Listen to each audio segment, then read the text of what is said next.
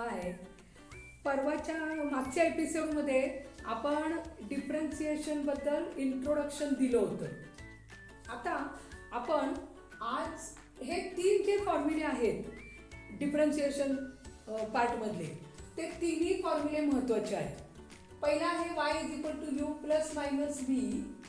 तर त्याचं डेरिव्हेटिव्ह आपण कसं काढणार आहे?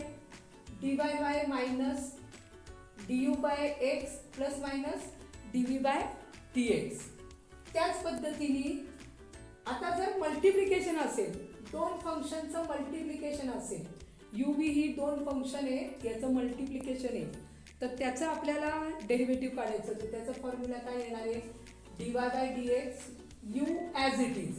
पहिलं फंक्शन ॲज इट इज, दुसऱ्या फंक्शनचं डेरिव्हेटिव्ह प्लस दुसरं फंक्शन ॲज इट इज, पहिल्या फंक्शनचं डेरिव्हेटिव्ह.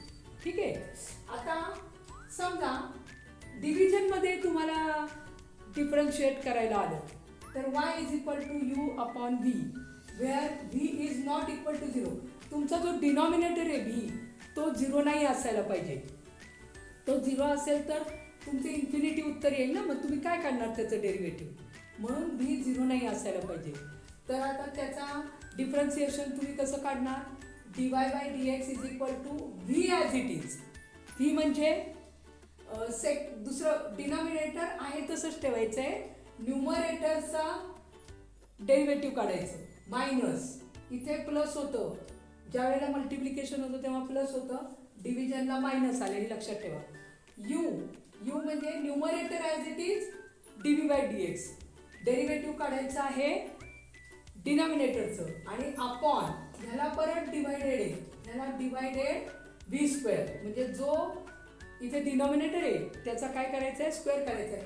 हे तुम्ही एका फॉर्मॅटमध्ये लक्षात ठेवू शकता. हे बघा, हे पहिला v आहे, इकडे पण नंतर v आलेला आहे, आणि इकडे पण v आहे. ह्याला समजा तुम्ही असा v शेप दिला, हे पहा, असा v शेपमध्ये जर तुम्ही बघितलं ना, तर तुम्हाला लक्षात येईल. बघा, थोडंसं इकडे लिहिते मी, ह्या v शेपमध्ये तुम्ही बघा थोड्या, हे पहा v, खाली पण v आहे, सुरुवात पण v नी आहे, आणि इकडे पण dv/dx आहे. ठीक आहे. अशा पद्धतीने तुम्ही लक्षात ठेवायचं कसं? तुम्हाला जर प्रश्न पडत असेल तर तुम्ही असा v शेप लक्षात ठेवा. सुरुवात v, इकडं dv/dx, आणि इकडे खाली पण vच आहे, फक्त खाली स्क्वेअर आहे, हे लक्षात असू द्या. आता आपण ह्या तिन्ही पण जे फॉर्म्युले बघितले त्याच्यावरचं प्लस मायनसचं जे होतं एक्झाम्पल, त्याचं आपण परवा दिवशी बघितलेलं एक्झाम्पल, पण तरीसुद्धा आज मी परत एकदा एक एक्झाम्पल तुम्हाला सांगते. आता बघा, ह्याच्यासाठी पहिल्या फॉर्म्युलासाठी मी पहिलं एक्झाम्पल घेते. cos x + cos√x. हे पहा, इथे मध्ये प्लस आलेले आहे. मी तुम्हाला परवा सांगितलंय की याला y = करून घ्या, करून घ्या. आता आपल्याला काय लिहायचं इथं? Differentiating with respect to x. इथं काय दिसतंय? x. Differentiating with respect to x. आता ह्याच्या पुढे dy/dx. इकडे पण आपण डेरिव्हेटिव्ह काढण्यापूर्वी हे स्टेप टाकायचे. cos x + cos√x. ठीक आहे. ह्या दोन स्टेप तर सगळ्या एक्झाम्पलसाठी कॉमन आहेत, ह्या तर तुम्हाला लिहायच्या. आता cos x चं डेरिव्हेटिव्ह काय येतं? cos x चं डेरिव्हेटिव्ह येतं -sin x. हे पहा, ट्रिग्नॉमेट्रीला लक्षात ठेवा कधी पण. कॉसनी, सीनी सुरुवात होणारी जी ट्रिग्नॉमेट्रिक फंक्शन आहेत त्यांची डेरिव्हेटिव्ह नेहमी मायनस असतात. हे तुम्ही लक्षात ठेवू शकता. आता आपल्याला ह्याचं डेरिव्हेटिव्ह काढायचे. cos√x, बरोबर आहे. cos√x परत काय होणार? -sin√x. पण हे √x जे आहे हे त्याचं स्टँडर्ड फॉर्म नाही आहे. √x हा आता नंतर त्याच्यामध्ये ॲड झालेला आहे, मग त्याच्यामुळे हा x नाही आहे. बघा, इथे cos x म्हणून होता म्हणून आपण डायरेक्ट -sin x केलं. पण आता इथे तुम्हाला रूट एक्स आलाय, म्हणजे काय करायचं, ज्यावेळेला स्टँडर्ड नसतं फंक्शन त्याला जे स्टँडर्ड सोडून दुसरं काय आलेलं असतं त्या ठिकाणी त्याचं डेरिव्हेटिव्ह काढायचं. म्हणजे minus sine root x into d by d x of root x. येते का लक्षात? तुम्हाला या ठिकाणी रूट एक्सचं डेरिव्हेटिव्ह परत काढावं लागणार आहे. म्हणजे आता हे येणार minus sine x plus minus minus, हे मुद्दामून वेगळं लिहिलेलं आहे याच्यासाठी, हे झालेलं आहे आणि ह्याच्यासाठी आपण हा मुद्दामून वेगळं काढलेलं आहे. आता तुम्ही एकत्र करू शकता. मायनस साइन रूट एक्स, आता ह्याचं डेरिव्हेटिव्ह काढा. रूट एक्सचं डेरिव्हेटिव्ह काय आहे? 1/2 रूट एक्स, बरोबर? 1/2 रूट एक्स.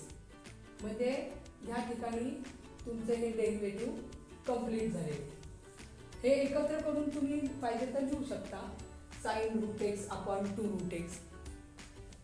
हे आपण लिहू शकतो अशा पद्धतीने. आता आपण पुढचं एक्झाम्पल बघूया.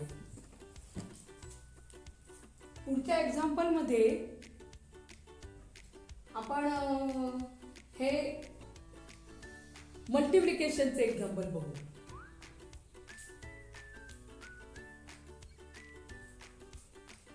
आता मल्टिप्लिकेशनच्या एक्झाम्पलमध्ये मी एक एक्झाम्पल घेते.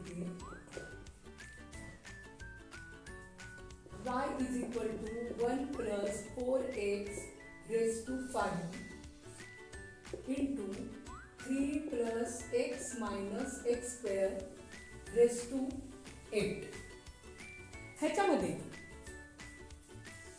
Differentiating with respect to x हे तुम्हाला लिहायचं आहे.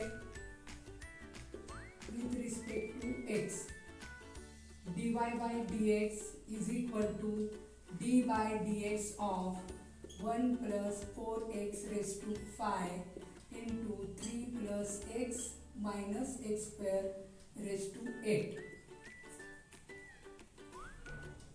आता पहा, इथे याचा फॉर्म्युला बघा काय. u as it is dv by dx plus v as it is du by dx. तुमचा आता u हा आहे, u हा आहे आणि हा v आहे. ठीक आहे. तुम्हाला काय करायचंय, याचं डेरिव्हेटिव्ह काढायचं, ह्याला ॲज इट इज ठेवायचं, ह्याचं डेरिव्हेटिव्ह काढायचं पहिल्यांदा.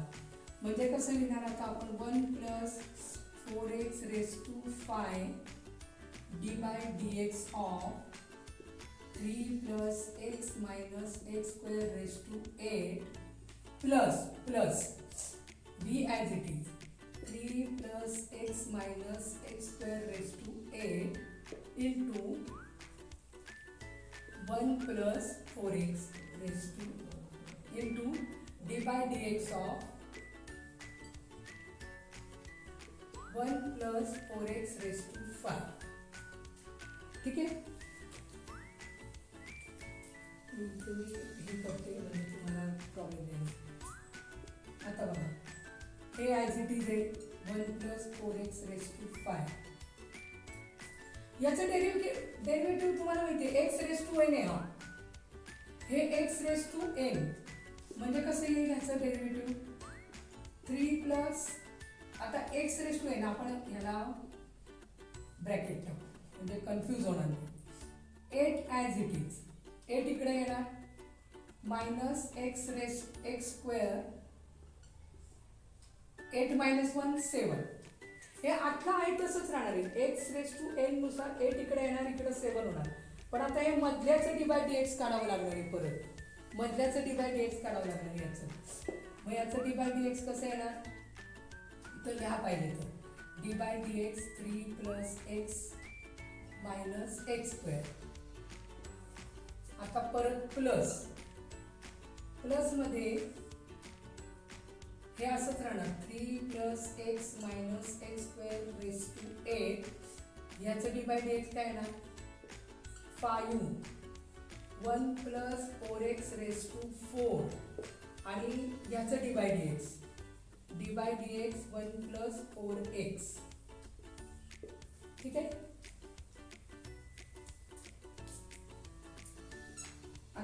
1 plus 4x raised to 5 8 3 plus x minus x square raised to 7. आता याचं डी बाय डी एक्स काढा. हा कॉन्स्टंट आहे, कॉन्स्टंट 0 येणार बरोबर. हा किती येणार 1 बरोबर आणि ह्याचा येणार -2x. ठीक आहे. आता प्लस हा आहे तसाच 3 plus x minus x square raised to 8.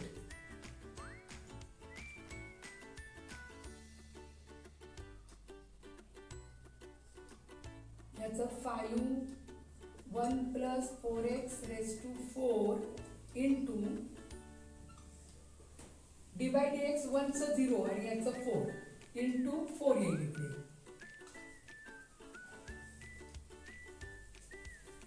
Okay.